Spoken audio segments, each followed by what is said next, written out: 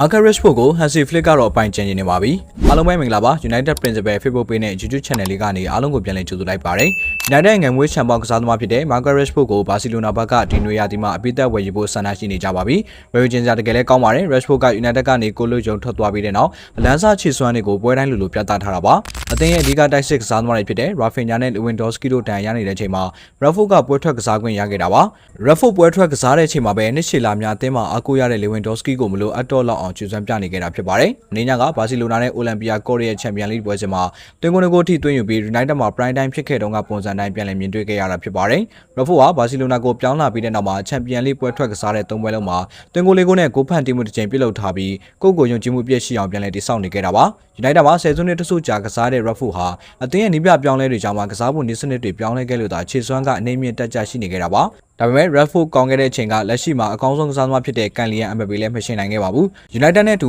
2018-19 ရာသီချန်ပီယံလိမှာ Mbappe ဦးဆောင်တဲ့ PSG ကိုခြေစွမ်းပြကစားခဲ့ပြီးအနိုင်ယူခဲ့တာဖြစ်ပါတယ်။ United မှာတည်းကကိုရီကိုသွေးပြည့်ရှိတဲ့ကစားသမားတစ်ယောက်ကဘာစီလိုနာမှာအချိန်တိုအတွင်းအသားကျပြီးခြေစွမ်းပြနေတာကတိတ်ပြီးမထူးဆန်းဘူးလို့ပြောရမှာပါ။ဒါကြောင့်ပဲ Hansi Flick ကနွေရာသီမှာ Rashford ကိုပေါင်25တန်းအပိုစုချင်း5တန်းပါဝင်တဲ့ပြီးသက်ခေါ်ယူခွင့်စာချုပ်ကိုအသက်သွင်းနေတာဖြစ်ပါတယ်။ Rashford ကလည်းဘာစီလိုနာကိုရောက်မလာခင်တည်းကသူ့ရဲ့အိမ်မက်ကလပ်အသင်းကဘာစီလိုနာလို့ပြောပြီးသားပါ။ဘာစီလိုနာကိုပြောင်းရွှေ့ရဖို့နီးမျိုးစုံနဲ့အကြံထုတ်ခဲ့ပြီးဘာစီလိုနာဘက်ကကမ်းလှမ်းချိန်မှာတော့နှခါမငင်းပဲလားစာ15%ရှုပ်ယူပြီးရောက်လာခဲ့တာဖြစ်ပါတယ်။သူပြောခဲ့တဲ့စကားအတိုင်းပဲအခုတော့လက်ရှိမှာအကောင်းဆုံးကစားသမားဖြစ်တဲ့လမိုင်းရမယ်နဲ့တူတွဲဖက်ကစားနေရပြီဖြစ်ပါတယ်။အခုလိုလေးဖြစ်လာဖို့ကို Rashford တယောက် United မှာအတော်လေးဒုက္ခခံခဲ့ရတာဖြစ်ပါတယ်။နီးပြ Ruben Amorim ရဲ့စီကံချိုးဖောက်မှုကနေဇလန်စတင်ခဲ့တာဖြစ်ပါတယ်။ Rashford ဟာရေးကြီးပွဲစဉ်တစ်ခုမတိုင်ခင်မှာကလပ်အသင်းရဲ့ပြင်ပကိုထွက်သွားတယ်ဆိုတဲ့သတင်းက Amorim နားထဲရောက်လာပြီးမှတော့နှစ်ဖက်ကြားအဆင်မပြေမှုတွေဖြစ်လာခဲ့တာပါ။ Rashford ကလည်းမဟုတ်မမှန်ကြောင်းညင်းဆိုပြီး Amorim ကိုခိုင်လုံတဲ့အထောက်အထားမပြနိုင်တာတွေကနေအခြေအနေတွေကတင်းမာလာခဲ့ပါတယ်။နောက်ပိုင်းမှာအသင်းရဲ့လူစင်းကနေခြံလက်ခံရပြီးပွဲထွက်ခွင့်မရရှိတာကြောင့် PR တွေကတစားထက်တစားများလာခဲ့ပါတယ်။ Rashford ကိုယ်တိုင်ကလည်းပြီးခဲ့တဲ့ရွာသီဝက်မှာပဲအသင်းနဲ့အဆင်မပြေတော့တာတွေပတ်ဝန်းကျင်အသစ်မှာစိန်ခေါ်မှုတွေရင်ဆိုင်နေတာနဲ့ညီ